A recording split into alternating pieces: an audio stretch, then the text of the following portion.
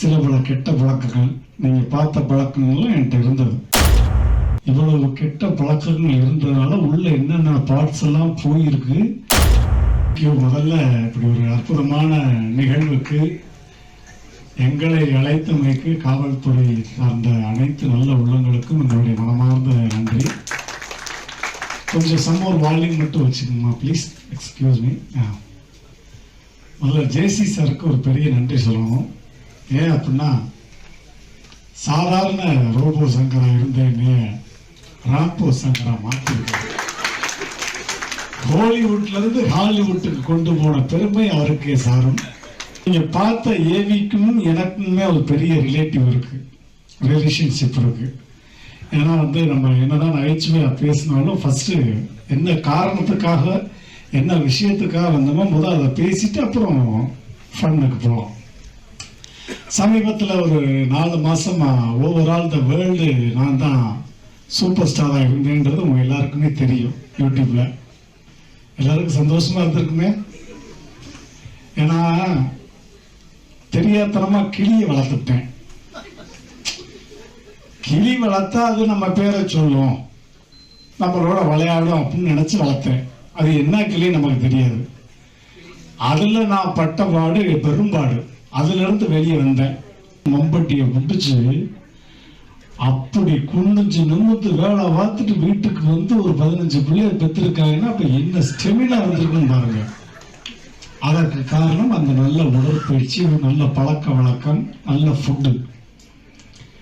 இந்த யூடியூப் சேனலை பத்தி சொன்னேன் இல்லையா, இந்த உடம்பை நான் குறைச்சது காரணம் இடையில சினிமாவுக்காக குறைச்சேன். அதுக்கப்புறம் இடையில எனக்கு ஜாயிண்டிஸ் வந்துருச்சு. ஒரு 5 மாசம் படுத்த படுக்கை, சாவினுடைய விளிம்புக்கு போயிட்டேன். அதற்கு காரணம் என்கிட்ட இருந்த பழக்கங்கள், நீங்க பார்த்த பழக்கங்கள்லாம் என்கிட்ட இருந்தது. அதில் அடிக்ட் ஆயிட்டேன். ஏன்னா இந்த மாதிரி நிகழ்வுக்கு ரோபோசங்க வர்றாரு, இவரெல்லாம் என்ன அட்வைஸ் பண்றாரு நீங்க நினைப்பீங்க. பட் அட்வைஸ் பண்ணா அதை நீங்க ஏத்துக்கக்கூடிய இடத்துல இப்ப நான் இருக்கேன். கண்டிப்பா நான் ஒரு பெரிய எக்ஸாம்பிளா இருக்கேன் உங்களுக்கு. அந்த மாதிரி லைஃப்ல கடைசியில் இந்த ஹேக்கிங் எல்லாம் பண்ற அளவுக்கு, சூசைட் பண்ற அளவுக்கு ஆயிட்டேன். எப்ப லாஸ்ட் ஜனவரி மாசம் வாழ்க்கையை வெறுத்து என்னால அந்த பழக்க வழக்கம் இல்லாம இருக்கவே முடியல. நடு ராத்திரி எல்லாம் எந்திரிச்சு கிறுக்கு மாதிரி வீட்டில் தெரிய ஆரம்பிச்சிட்டேன்.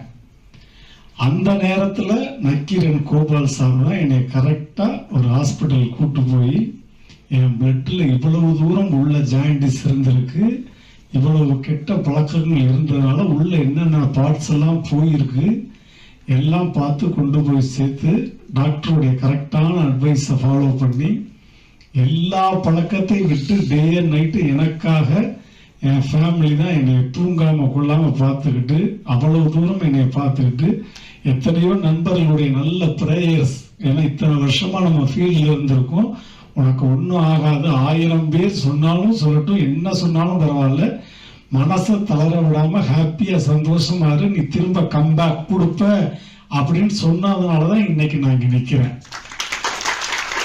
இன்னைக்கு இந்த பழக்கம் கெட்ட பழக்கம் இல்லை, ஹாப்பியா இருக்கேன், நல்ல சந்தோஷமா இருக்கேன், ஃபேமிலியோட ஜாலியா இருக்கு, ஹெல்த்தியான ஃபுட்டு, டெய்லி எக்ஸசைஸ், அவ்வளவு ஹாப்பியா இருக்கு. இது எதுக்கு உங்களுக்கு சொல்றேன் அப்படின்னா, இன்னைக்கு உள்ள ஜெனரேஷனுக்கு இந்த ஸ்கூல் காலேஜ் ஸ்டூடெண்ட்ஸ் தான் ரொம்ப கெட்டு போறதுக்கான அதிக வாய்ப்புகள் வருது. அது காரணம் பேரண்ட்ஸ். ஒண்ணு ஃபர்ஸ்ட் சரியா கவனிக்காத பேரண்ட்ஸ். அதுக்கப்புறம் ஸ்கூலு காலேஜ் வந்தா இதை கூடவே தெரிய முடியும் 24 நேரமும்